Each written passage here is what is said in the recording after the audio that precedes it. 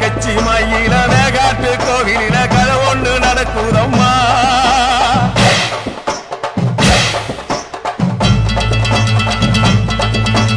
காட்டு புலி ஒண்ணு காயம் பட்டு போச்சே காரணம் யார் சொல்லம்மா